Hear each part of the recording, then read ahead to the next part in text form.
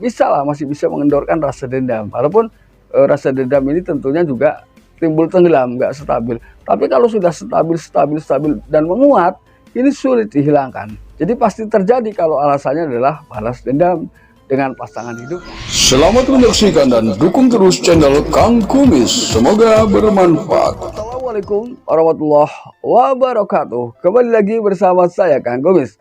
Pada kesempatan kali ini Kang Kumis kembali bersama sahabat semua, tentunya masih di channel Kang Kumis, channel yang selalu membahas seputar kehidupan rumah tangga, dari masalah percintaan hingga masalah perselingkuhan. Nah, pada kesempatan kali ini Kang Kumis ingin membahas mengenai jenis selingkuh itu apa saja sih. Nah, lalu bagaimana bentuk-bentuk selingkuh ini seperti apa? Lalu dibagi menjadi beberapa hal. Ini kita akan bahas ya. Namun sebelum lanjut ke topik, ada salahnya silahkan sahabat semua subscribe, like, dan komen di channel Kang Kumis, agar sahabat semua tidak ketinggalan informasi dan juga kabar terbaru di setiap harinya. Nah, diakui ataupun tidak diakui, jenis-jenis selingkuh yang akan Kang Kumis sampaikan ini adalah jenis selingkuh yang paling sering dilakukan. Nah ini, makanya ini kita akan bahas agar kita perlahan mulai memahami sebetulnya pengertian selingkuh, batasan selingkuh, lalu bentuk selingkuh, fisik, non fisik, ini menjadi paham.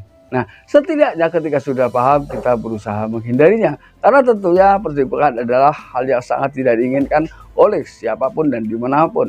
Yang pertama, kita akan bahas perselingkuhan yang paling dikenal secara umum, yaitu perselingkuhan fisik. Nah, perselingkuhan fisik ini sebetulnya bukan hanya melulu ya melakukan hal-hal yang sifatnya layaknya dilakukan oleh sang suami dan istri, tidak. Tapi di sini perselingkuhan fisik ada juga termasuk misalnya memegang bagian tubuh tertentu.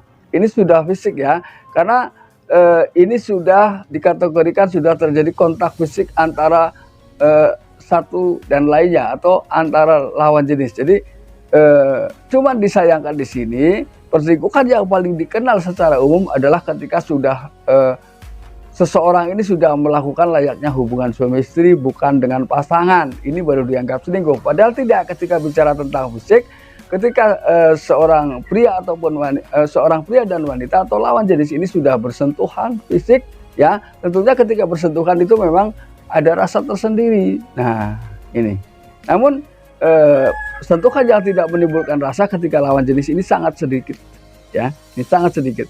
Jadi rata-rata memang orang ketika memegang fisik lawan jenis memang memiliki tujuan yang ke arah itu. Jadi mayoritas seperti itu ya, kebanyakan itulah yang terjadi walaupun tidak semua ya.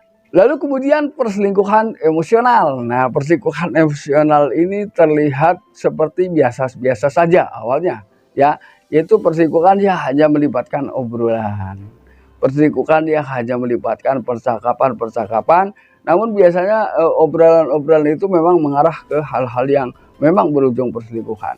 Nah, ketika keduanya ada rasa saling tertarik, ya, ini juga sudah termasuk terjadi perselingkuhan, ya, secara emosional. Ini yang kedua.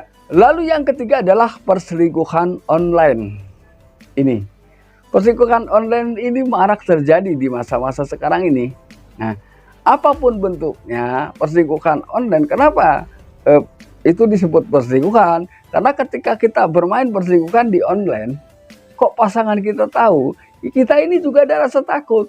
Itulah yang sebetulnya secara umum masuk dalam kategori perselingkuhan. Perselingkuhan adalah sesuatu hal yang ketika pasangan kita tahu, ini bisa juga marah, atau bisa jadi kita yang takut ketika hal tersebut diketahui oleh pasangan kita, kan seperti itu ya. Ini lalu yang keempat adalah perselingkuhan teks, yaitu mungkin perselingkuhan yang melibatkan tulisan ya, perselingkuhan yang melibatkan kata-kata secara tulisan ya, kata-kata menggunakan tulisan, namun di situ isinya adalah bentuk ketertarikan satu sama lain. Nah ini, nah inilah yang kita pahami bahwa sebetulnya menghapus chat ya dari pasangan bicara kita, yaitu pasangan yang memang berkomunikasi dengan teks, ini sudah termasuk selingkuh.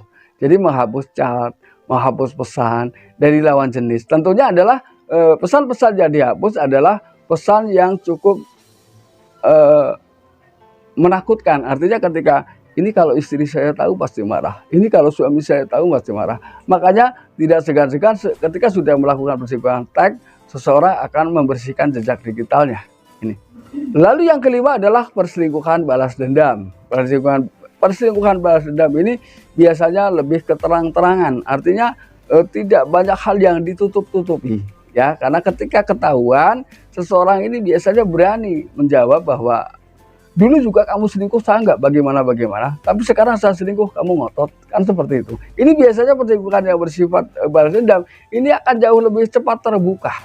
Ini, karena ketika sudah seperti itu, ketika sudah bicara tentang dendam, apapun yang terjadi, orang akan lakukan ketika seseorang ini memang sudah diselimuti rasa dendam. Jadi yang ada ya dendam, bukan pertimbangan-pertimbangan lain. Kalau masih punya pertimbangan, itu berarti masih bisa mengendorkan rasa dendam. Walaupun rasa dendam ini tentunya juga timbul tenggelam, nggak stabil. Tapi kalau sudah stabil dan menguat, ini sulit dihilangkan. Jadi pasti terjadi kalau alasannya adalah balas dendam dengan pasangan hidupnya.